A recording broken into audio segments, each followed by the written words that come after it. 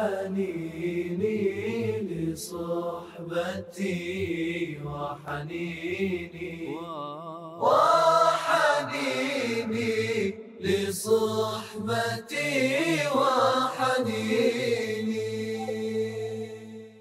Sahabat Quran, para pemirsa IKI TV dan Madani TV dimanapun berada, alhamdulillah kita berikutnya masuk ke sesi yang ketiga ini.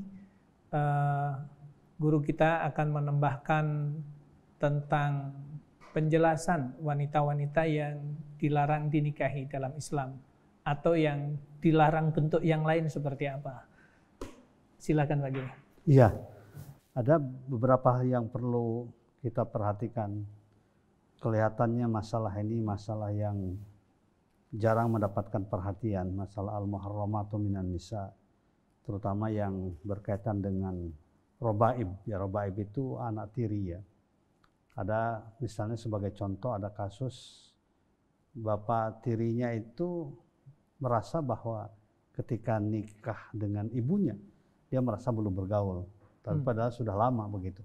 Dan karena kelihatannya anaknya adalah anaknya masih muda, cantik begitu, dia merasa itu, sehingga berkaitan dengan dinikahi, kemudian oleh pengadilan agama difasakh. Nah ini sebenarnya kan karena apa? Karena filosofi dari pernikahan itu hanya sekedar berkaitan dengan hawa nafsu. Saya katakan di awal tadi, pernikahan itu adalah tujuan utamanya hifdzun nasab, supaya kalau ibarat mata air ini pada sumbernya itu memang bersih. Dengan harapan kalau bersih di atas, bersih di tengah, bersih di belakang. Kalau misalnya pada pernikahan ini jelas sekali sesuai dengan agama, harapan kita ke depannya, ke belakangnya, kemudian keturunan juga menjadi orang-orang yang baik, yang bertanggung jawab. Itu harapan kita. Jadi bukan sekedar faktor yang berkaitan dengan hukumnya, boleh tidak boleh, tapi juga perhatikan oleh kita etikanya, akhlaknya, ya demikian pula pergaulannya, bahkan juga cara meminangnya sudah kita bahas ya, cara meminangnya, cara khitbahnya, ya itu juga harus kita perhatikan supaya betul-betul dikembalikan ya. Keluarga dalam pandangan Islam itu keluarkan pada esensi dari ajaran Islam itu sendiri. Demikian sekedar tambahan ini. Masya Allah. Yang jelas judulnya ini ada tambahan nikahku, dakwahku. Ya.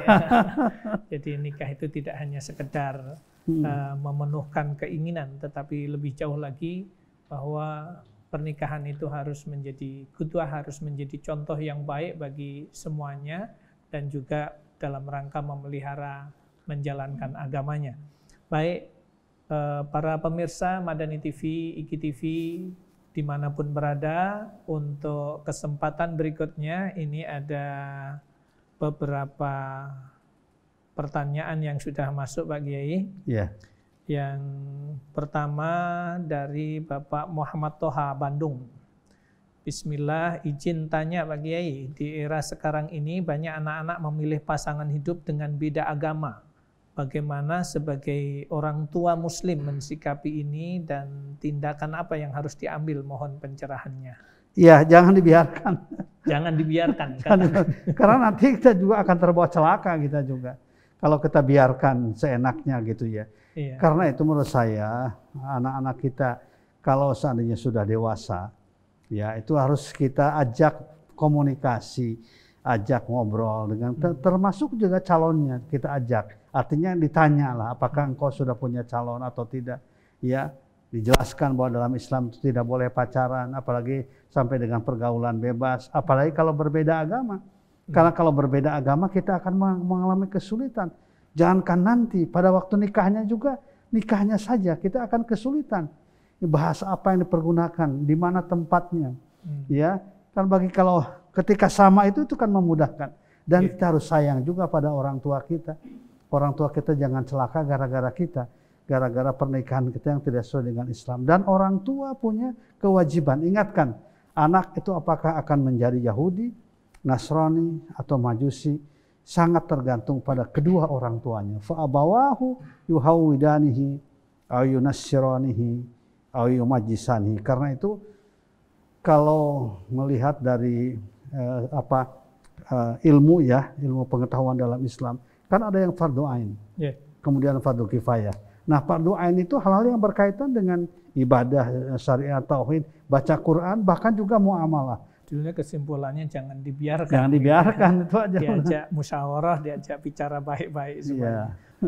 Baik Pak Kiai, ini pertanyaan dari Pak Toha Bandung sudah terjawab. Yang pertama, untuk anaknya yang mau nikah beda agama, jangan biarkan. Jangan dibiarkan. Untuk aturan yang catatan sipil, Jangan ikuti. Ya, gitu aja. Mudah menjawabnya. Subhanallah.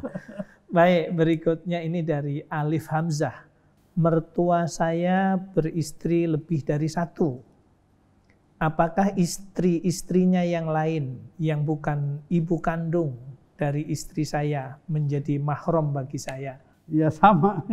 Tadi kan al-muharramatu minan nisa itu karena dinikahi oleh oleh ayah kita ya, oleh mertua kita. Ya, jadi tidak boleh status sama dengan ibu, walaupun ibu tiri namanya. Ya, jadi sama dengan tadi surat An-Nisa ayat 23 ya, yang mengharamkan itu. Siapapun juga yang namanya perempuan yang pernah dinikahi oleh orang tua kita, yang pernah dinikahi oleh mertua kita, maka menjadi haram pernikahan. Tentu di situ di samping ada aspek hukum juga ada aspek yang lain ya, aspek penghormatan, ya aspek penghormatan pada orang tua, aspek biologis, ya psikologis, hubungan satu dengan yang lainnya juga perlu diperhatikan. Dan Islam itu kan pernikahan itu kaitannya dengan silaturahmi juga, menjaga keturunan, menjaga persaudaraan. Sampai ayat tentang persaudaraan kan diungkapkan berhubungan dengan pernikahan. An-Nisa ayat 1. Wattaqullaha alladzi tasaaluna bi wal arham. Wal arham itu ayat yang berkaitan dengan pernikahan. Innallaha kana 'alaikum raqiba. Baik, Pak Kiai, Masya Allah. Ini ada dari Pak Andi, Surabaya. Bismillah Ustadz, izin bertanya. Istri saya dahulu memang berbeda agama, tapi pada saat menikah sudah mu'alaf, mau masuk Islam saat menikah. Namun ketika menikah, beberapa lama dia kembali kepada agamanya. Anak-anak pun mulai diajarkan agamanya. Saya harus bersikap seperti apa, Ustaz? Iya. Sebenarnya kalau terjadi pengingkaran janji itu kan. Jadi pada waktu nikah itu satu agama, muslimah lah. Kemudian setelah punya anak, dia kembali pada agamanya semula. Itu artinya nikahnya fasah sebenarnya. Nikahnya itu batal. Ya, harus segera difasah, dibatalkan. Ya, kalau mungkin oleh pengadilan agama itu dibatalkan atau oleh KUA. Karena batal tuh, karena tidak sesuai dengan akad semula. Karena akad semula adalah sama agama, tapi kemudian di tengah berbeda. Dan ini menurut saya adalah sangat membahayakan ya bagi anak kita, keturunan kita di masa yang akan datang. Karena itu maka orang tuanya, ya bapaknya, suaminya juga harus ikut mempertahankan anaknya supaya ikut terhadap dia. Tentu dengan cara yang baik ya, agar terdidik dengan pendidikan yang baik.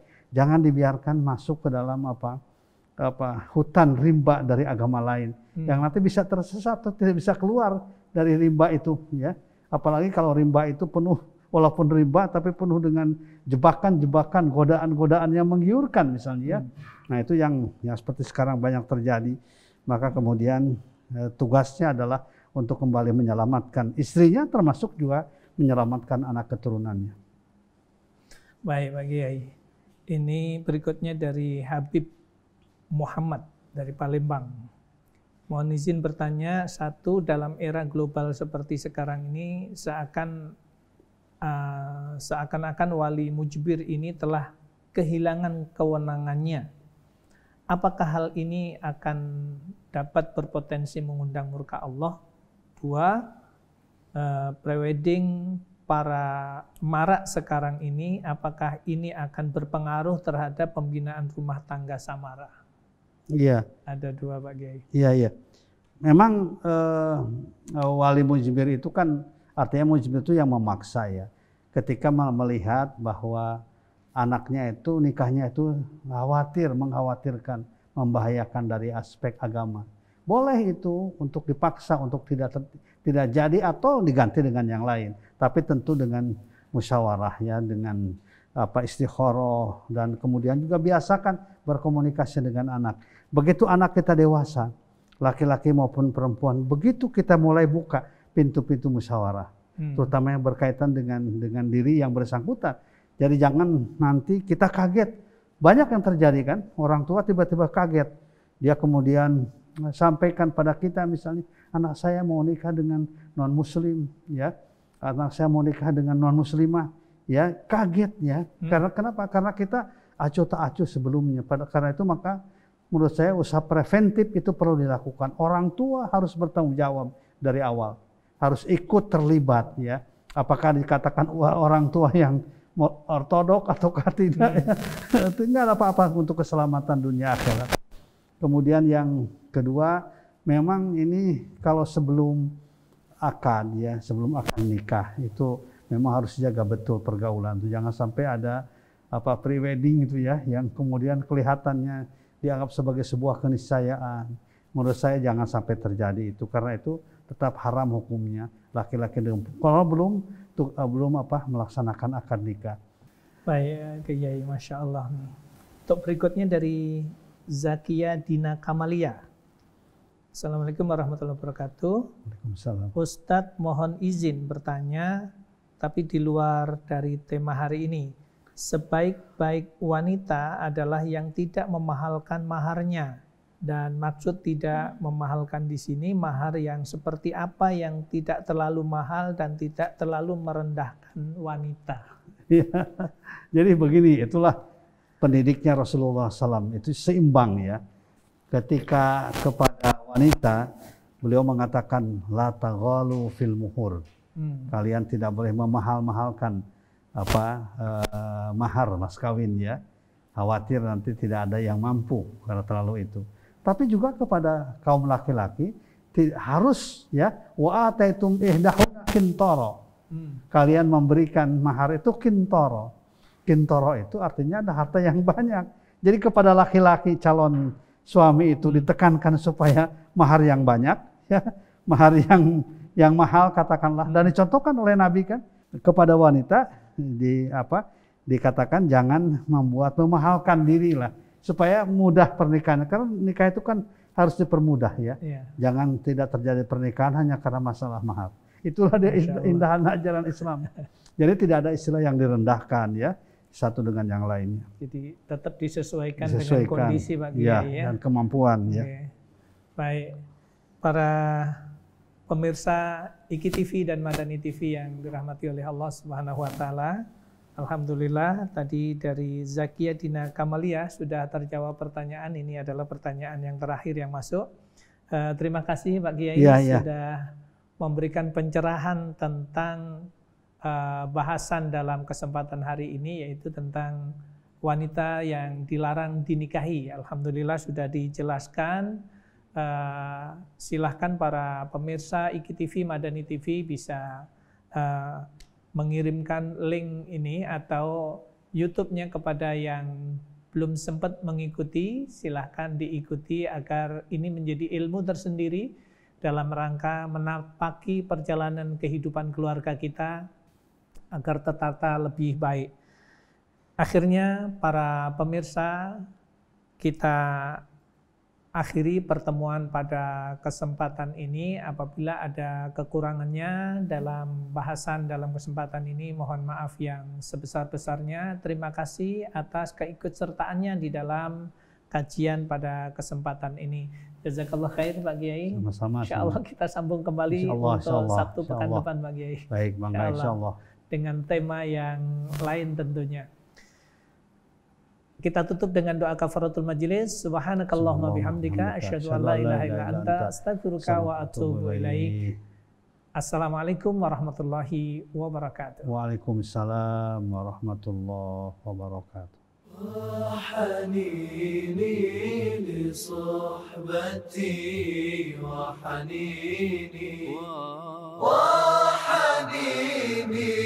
لصحبتي وحنيني